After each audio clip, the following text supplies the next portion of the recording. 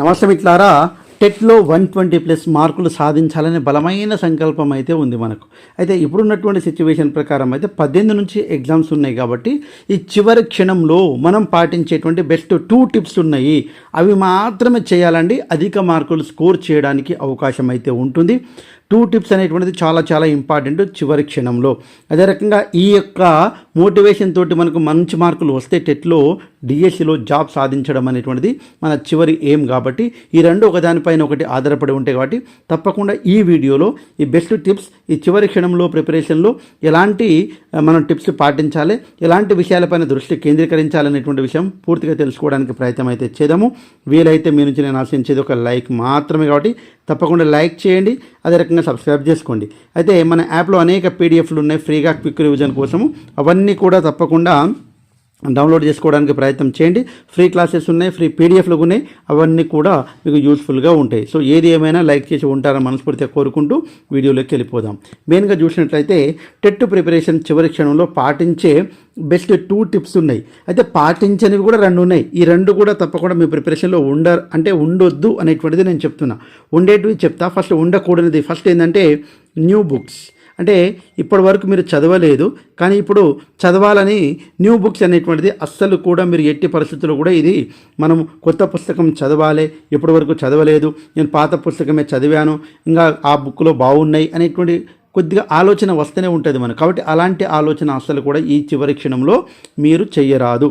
ఏవైతే మనం old books చదివామో, అంటే ఏదైతే మనం ప్రిపరేషన్లో చదివామో ఆ పుస్తకాన్ని మళ్ళీ చదవండి. అదే రకంగా రెండోది ఏంటంటే కంపారిజన్. చాలా ఇంపార్టెంట్ ఏంటంటే కంపారిజన్.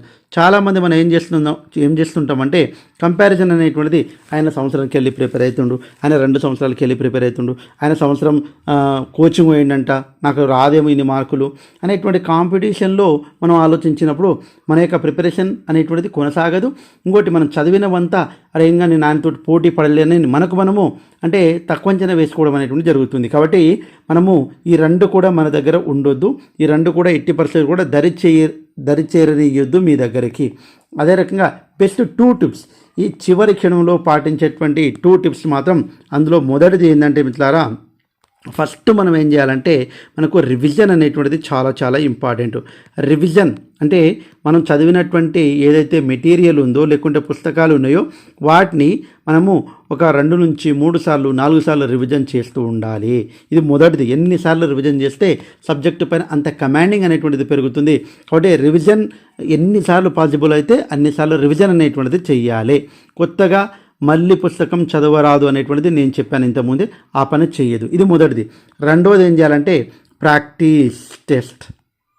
ఓకే, ప్రాక్టీస్ టెస్టులు కావచ్చు, అదేవిధంగా ప్రీవియస్ టెస్టులు కావచ్చు, జాగ్రత్త వినండి, ప్రీవియస్ టెస్టులు, అదేవిధంగా మోడల్ ఎగ్జామ్స్.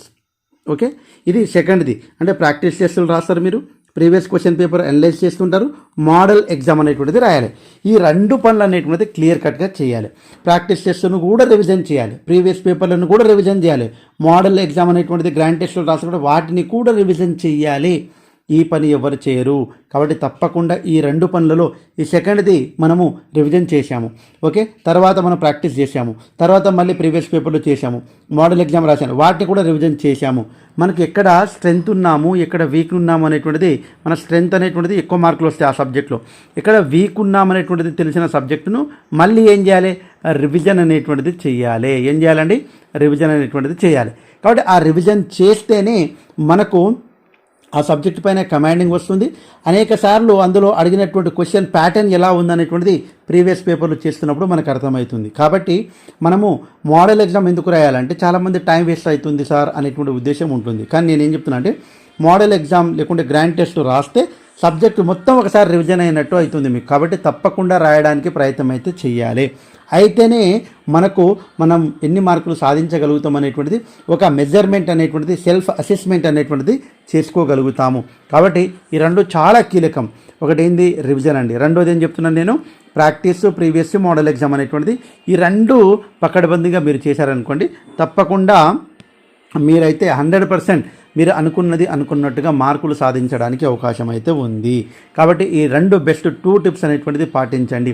ఇంగ్లీష్ వరకు నేను చెప్తున్నాను, మన ఛానల్లో ఉన్నటువంటి మీకు 30కి 30 మార్క్స్, అట్లీస్ట్ 25+ మార్కులు రావాలంటే మనము నౌన్ నుంచి లాస్ట్ ఓకే మనకు వొకాబులరీ దాకా 100% మీకు 25+ మార్కులు వస్తాయి. నేను ప్రతిరోజు ఏం చేస్తానంటే ప్రాక్టీస్ టెస్టులు అదే రకంగా ప్రీవియస్ టెస్టులు ఇవన్నీ కూడా ఎక్స్ప్లెయిన్ చేస్తున్నాను ఇంగ్లీష్కి సంబంధించింది. మీరు మన వీడియోసే చూడాలని ఏం చెప్పట్లేదండి. నేను ఏ వీడియో అయినా ఒకరి వీడియో ఫాలో కాండి. 10 మంది వీడియోస్ చూసి ఒక్కరి కూడా అందులో ఫాలో కాకుండా కామన్గా ఏది పడితే అది చూస్తే కన్ఫ్యూజన్ అవుతుంది. ఏది చూసామో అర్థం కాదు. ఆయన ఆ కాన్సెప్ట్ చెప్పి ఉంటాడు, ఈయన ఈ కాన్సెప్ట్ చెప్పి ఉంటాడు, కన్ఫ్యూజన్ కావద్దు. చివరి క్షణంలో మీరు తప్పకుండా ఒక దృష్టికోణాన్ని సాధించాలంటే తప్పకుండా అనేకసార్లు రివిజన్ చేయండి. ఒక బుక్ను కానీ లేకుంటే ఏదైనా ఒక ఛానల్ని కానీ ఫాలో కాండి. వాళ్ళ టిప్స్ మాత్రమే పాటించడానికి ప్రయత్నం చేయండి.